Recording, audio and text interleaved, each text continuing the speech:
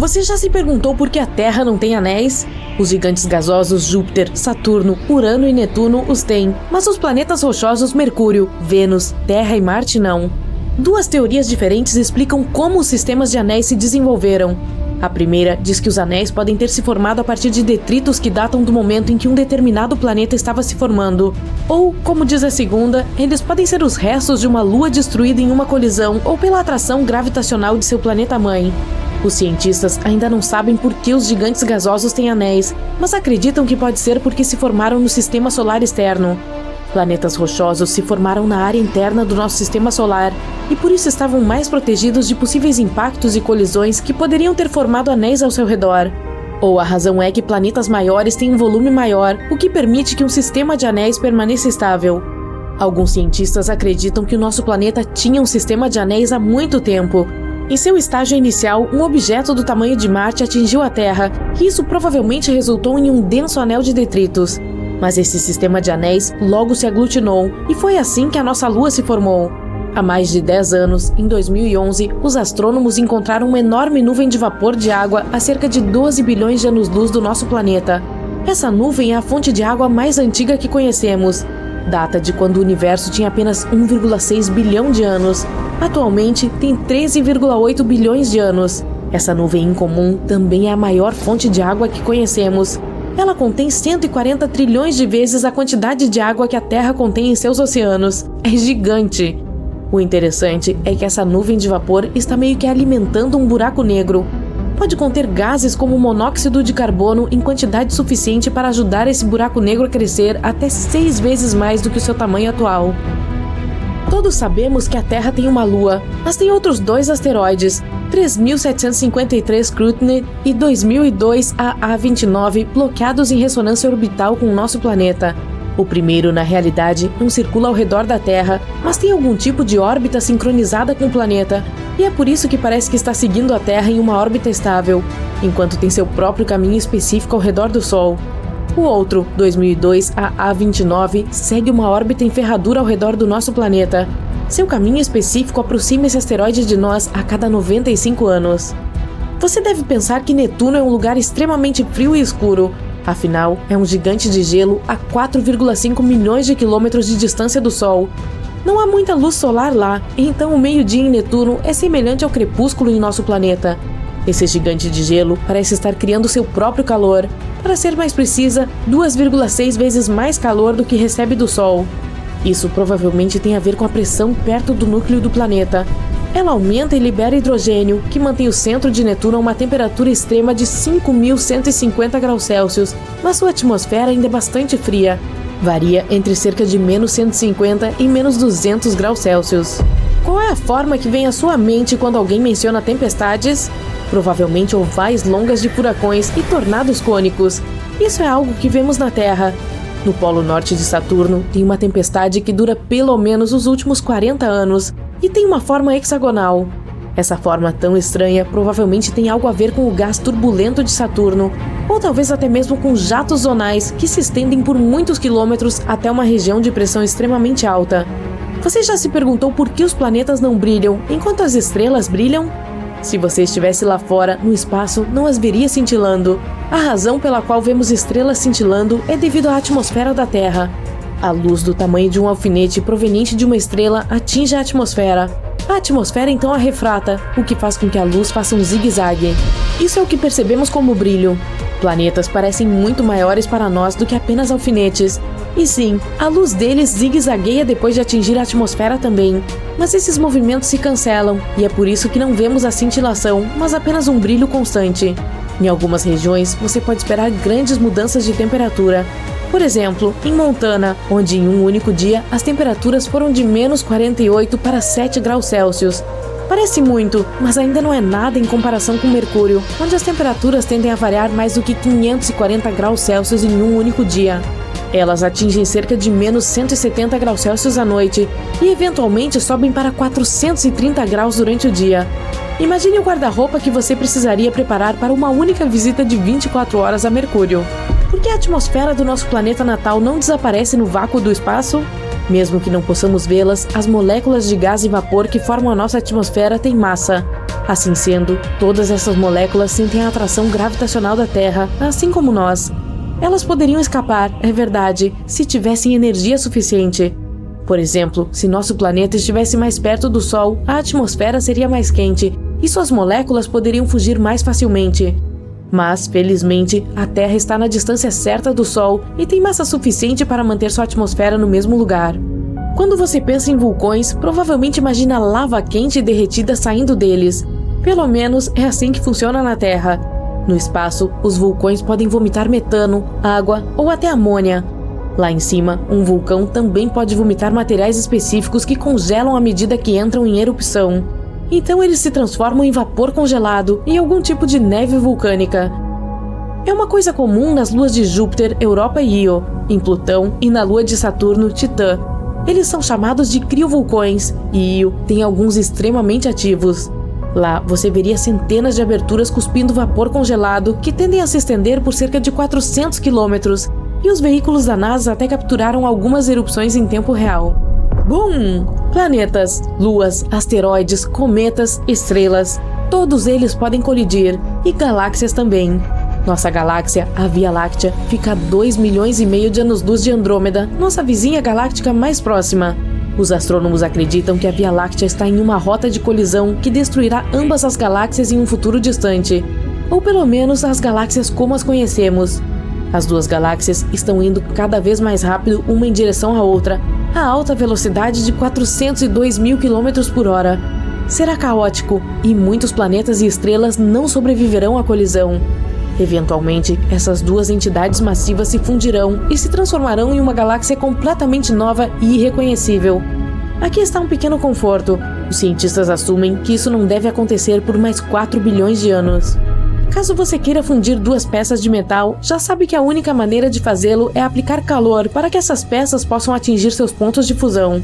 No espaço, você não precisa de calor para fazer isso. Ou, na verdade, não precisa fazer nada. Chamamos isso de soldagem a frio, e tal fenômeno acontece quando você desliza as peças de metal umas sobre as outras.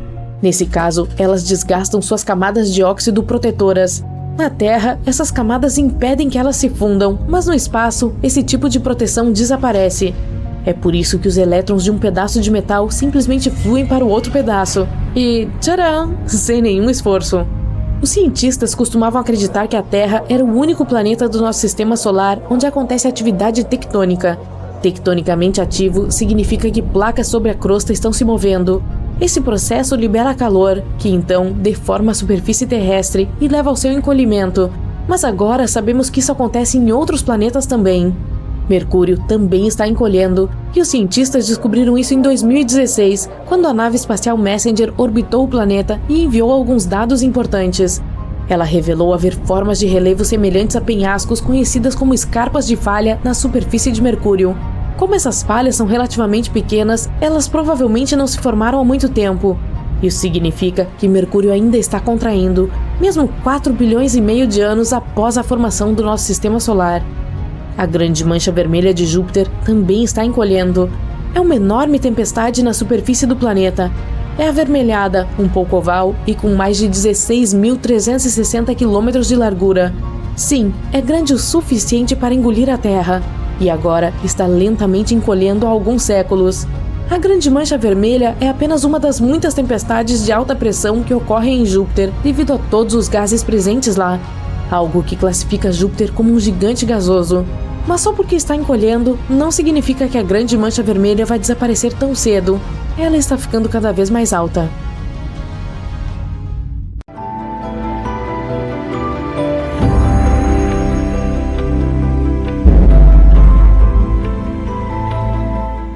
A Lua é o segundo objeto mais brilhante no nosso céu. Ao mesmo tempo, entre outros corpos astronômicos, é um dos mais escuros e menos refletivos.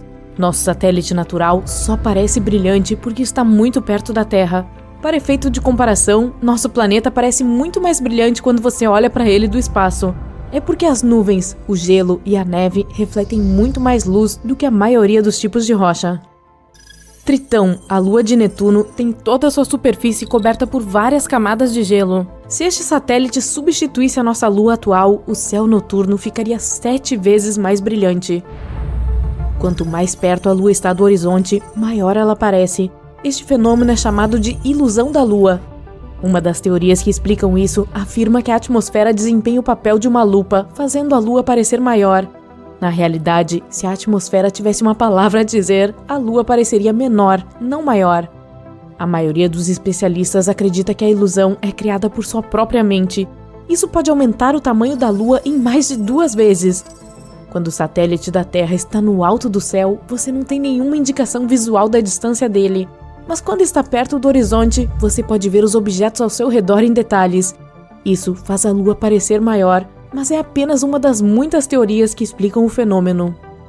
A propósito, você pode escapar dessa ilusão se curvar e olhar a Lua de cabeça para baixo por entre as pernas. 2 ou 3 anos atrás, um asteroide foi puxado para a órbita da Terra e começou a viajar ao redor do planeta. Mesmo que não seja maior do que um carro normal, ainda é bastante grande. De mais de 1 milhão de asteroides que os astrônomos conhecem, este é apenas o segundo a orbitar o nosso planeta. Chamado 2020 CD3, ele é a nossa mini-lua temporária. No entanto, ele não ficará com a Terra por muito tempo. O asteroide está seguindo uma órbita aleatória e está lentamente se afastando. Objetos temporariamente capturados, como o 2020 CD3, são raros. Eles precisam ter direção e velocidade específicas para serem capturados pela atração gravitacional da Terra. Caso contrário, eles colidem com o planeta ou voam em outra direção.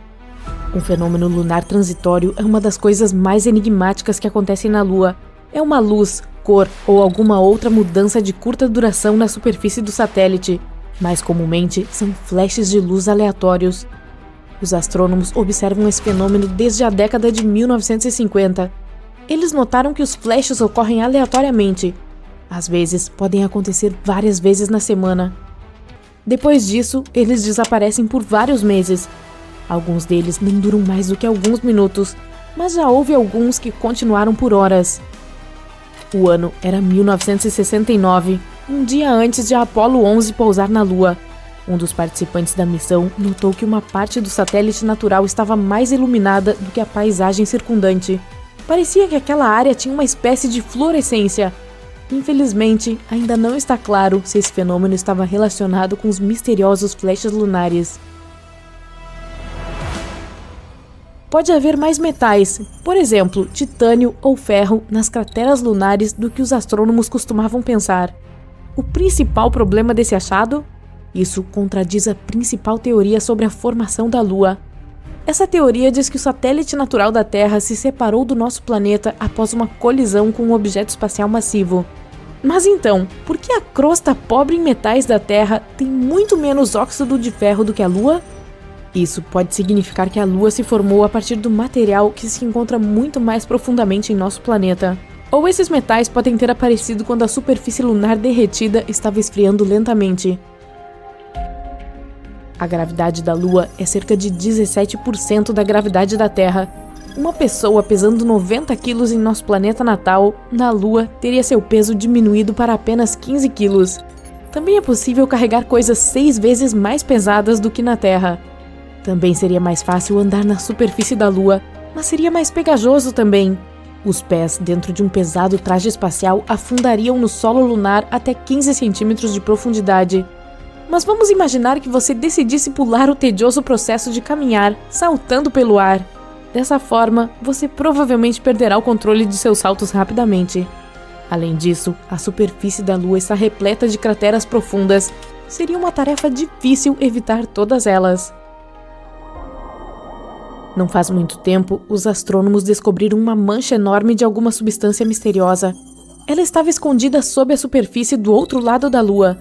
Sua massa era igual a uma pilha de metal 5 vezes maior que a ilha Havaí. A coisa enigmática está a quase 322 quilômetros abaixo de uma enorme cratera que apareceu na superfície lunar bilhões de anos atrás. A mancha provavelmente tem algo a ver com uma supercolisão. Ela pode ser o núcleo de metal do objeto que atingiu a Lua naquela época. Os cientistas mal podem esperar para colocar as mãos na descoberta. Isso poderia explicar muitas coisas sobre a cratera Polo Sul Aitken, a maior conhecida no Sistema Solar. Se estivesse na Terra, sua bacia de formato oval se estenderia de Washington, D.C. ao Texas. Não há ar no satélite natural da Terra. Mas então, como pode estar enferrujando? Os cientistas descobriram a presença de hematita na Lua, o que é uma espécie de ferrugem. Um instrumento especial de pesquisa da NASA examinou a luz refletida na superfície lunar. Descobriu-se que a composição dos polos do satélite é muito diferente do restante. A superfície da Lua é pontilhada por rochas ricas em ferro. Mas sem oxigênio e água líquida, a ferrugem não pode aparecer. Os ventos solares aumentam o mistério. Eles bombardeiam a Lua com hidrogênio, e o hidrogênio torna muito mais difícil a formação de hematita. Mas, embora a Lua não tenha uma atmosfera, ainda tem alguns vestígios de oxigênio. Sua fonte é a atmosfera superior do nosso planeta. A Terra também protege a Lua de quase 100% dos ventos solares, embora não o tempo todo. E apesar de o nosso satélite natural estar completamente seco, pode haver gelo de água nas crateras sombreadas do outro lado.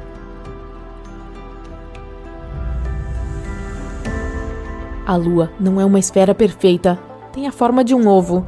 Além disso, o centro de massa do satélite está a pouco mais de 1,5 km de seu centro geométrico.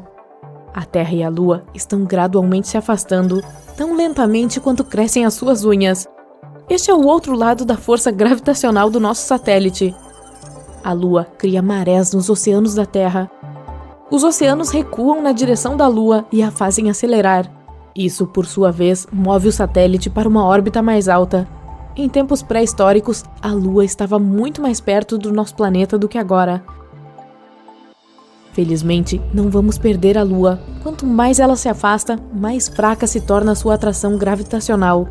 Isso significa que em breve, nosso planeta não estará empurrando a Lua para longe com a mesma força.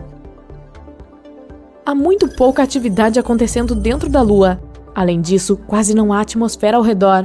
É por isso que os cientistas podem rastrear crateras de impacto espalhadas pela superfície do satélite, datando de bilhões de anos atrás. Enquanto datavam as crateras, os astrônomos descobriram que a Lua, junto com o nosso planeta, passou por um pesado bombardeio tardio cerca de 4 bilhões de anos atrás. Este evento também é conhecido como cataclismo lunar. Esse intervalo durou várias centenas de milhões de anos. Durante ele, um número excepcionalmente grande de asteroides colidiu com a Terra, Mercúrio, Marte e Vênus. Pode haver um labirinto de tubos de lava na Lua. Não muito tempo atrás, os astrônomos receberam os resultados de uma topografia lunar subterrânea. Eles descobriram uma enorme caverna sob a superfície do satélite. Com cerca de 48 quilômetros de comprimento e 96 quilômetros de largura, a caverna provavelmente é o resultado de uma atividade vulcânica de 3 bilhões de anos. Depois que os fluxos de lava endureceram, eles criaram uma crosta dura e espessa do lado de fora, mas por dentro a lava continuou fluindo, derretendo a rocha e formando túneis e cavernas. Incontáveis poços na superfície da Lua, descobertos pela NASA, podem ser as aberturas para esses tubos de lava. A órbita da Lua em torno da Terra não é circular, é oval. É por isso que a distância entre o nosso planeta e o satélite varia entre 362 mil quilômetros a mais de 402 mil quilômetros. Há pouquíssima atividade sísmica acontecendo dentro da Lua. No entanto, os mini-terremotos lunares, causados pela atração gravitacional do nosso planeta, às vezes acontecem vários quilômetros abaixo da superfície. Depois disso, pequenas rachaduras e fraturas aparecem na superfície do satélite e gases escapam por elas.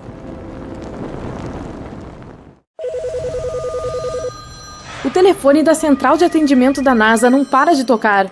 O operador está suando de tanto estresse. Ele mal tem tempo de atender o telefone e todas as mensagens recebidas dizem a mesma coisa. Tem alguma coisa piscando na Lua. De fato, centenas de milhares de astrônomos amadores estavam observando a Lua naquela noite. E, de repente, surgiu uma luz brilhante nela. É como se alguém tivesse acendido um poderoso holofote sobre sua superfície. Os cientistas começaram imediatamente a procurar uma explicação para o fenômeno. Primeiro, pensaram que se tratava apenas do brilho de um avião voando entre os observadores e a Lua. Mas nesse caso, não teria sido visto simultaneamente por tantas pessoas de diferentes partes do mundo. Outra suspeita era os satélites Starlink. Teoricamente, um deles poderia ter pregado uma peça nos astrônomos amadores. Eles poderiam ter pensado que a pequena luz do satélite era um flash de luz na Lua. Porém, mais uma vez, se tal satélite fosse o culpado, a luz não estaria estática, ela estaria se mexendo. Enquanto alguns cientistas continuaram à procura de uma resposta para esse mistério, outros decidiram investigar o fenômeno mais a fundo. Para isso, construíram um novo telescópio no norte de Sevilha, na Espanha. As condições de lá são bastante adequadas para se observar a Lua. O telescópio tem 2 câmeras controladas remotamente a partir de um campus na Alemanha. Se ambas as câmeras captarem qualquer fenômeno diferente sobre a superfície lunar, o telescópio será aproximado rapidamente dela para descobrir o que está acontecendo. Será necessária uma inteligência artificial avançada para fazer com que as câmeras consigam distinguir entre o fenômeno inexplicado na Lua e a luz de um avião, de um satélite ou de um pequeno meteorito que possa entrar na atmosfera terrestre. Enquanto o telescópio está fazendo sua investigação, nós já temos uma teoria que pode explicar o surgimento desses flashes brilhantes e redondos sobre a superfície lunar. Vamos lá! A Lua influencia as marés dos mares e oceanos da Terra com sua força gravitacional, mas a Terra pode afetar a Lua da mesma forma. Só que essa força será 32 vezes e meia mais forte.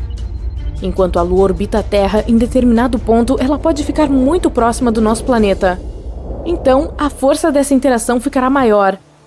A essa altura, as forças das marés podem fazer com que algumas fissuras na superfície da Lua se abram, liberando gás de seu interior. Um poderoso jato de gás levantará a poeira lunar consigo, e o que vemos como um flash brilhante com nossos telescópios é realmente apenas uma névoa de poeira que é redonda e também reflete a luz do Sol. Se for observada de uma certa distância, parece mesmo um flash. Quando a poeira sobe, achamos que está acontecendo uma pequena explosão, e esse flash vai sumindo aos poucos à medida que a poeira assenta. Essas coisas acontecem o tempo todo sobre a superfície lunar.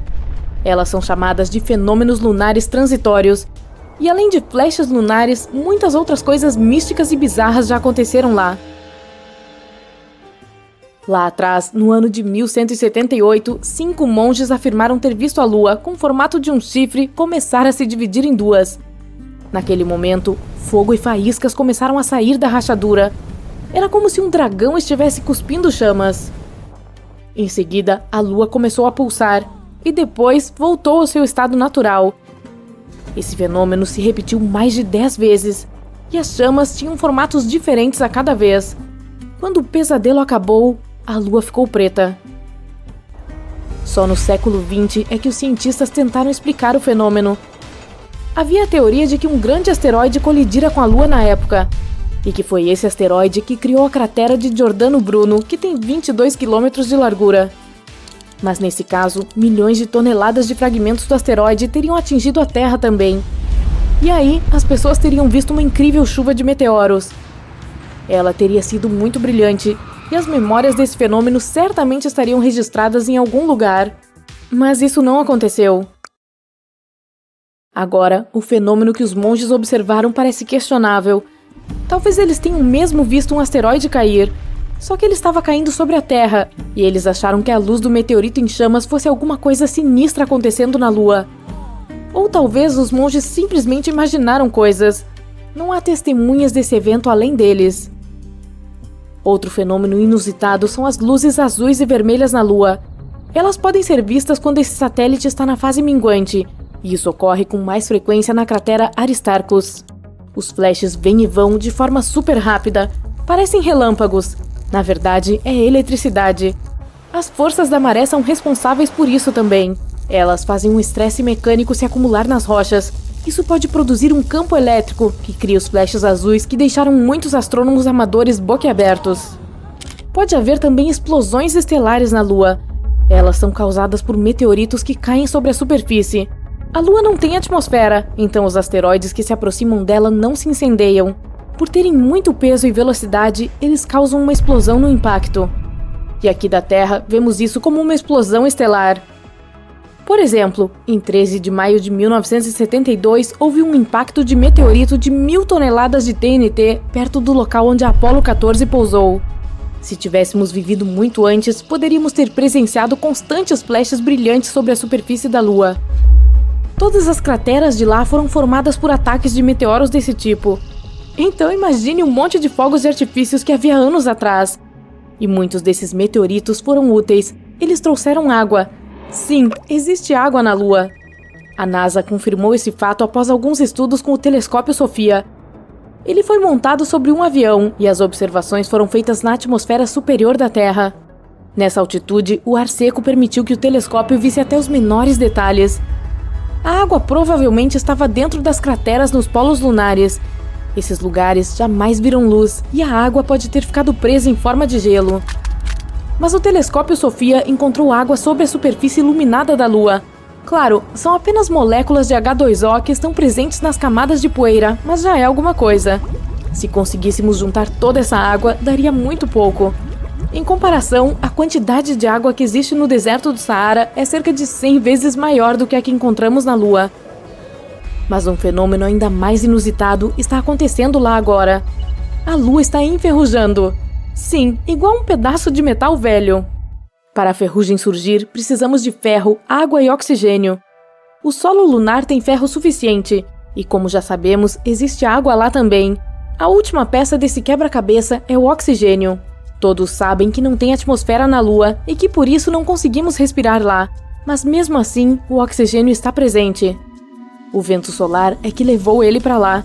O vento da nossa estrela quente se move a uma velocidade extremamente alta. Ele raspa o oxigênio das partes superiores da nossa atmosfera e o carrega para longe. E em algum momento, o vento com moléculas de oxigênio chega à Lua. Tcharam! Todos os ingredientes para a corrosão estão lá, e o minério de ferro da superfície lunar começa a ter um tom avermelhado. Se esse processo durar muito, em um futuro distante, a Lua ficará parecida com Marte. Ela terá uma cor laranja avermelhada. Sim, a cor característica de Marte surgiu exatamente a partir da corrosão, que começou lá milhares e milhares de anos atrás, quando esse planeta ainda tinha rios e mares com água e uma atmosfera com oxigênio. Outros objetos estranhos que podem ser vistos na Lua foram deixados lá por humanos.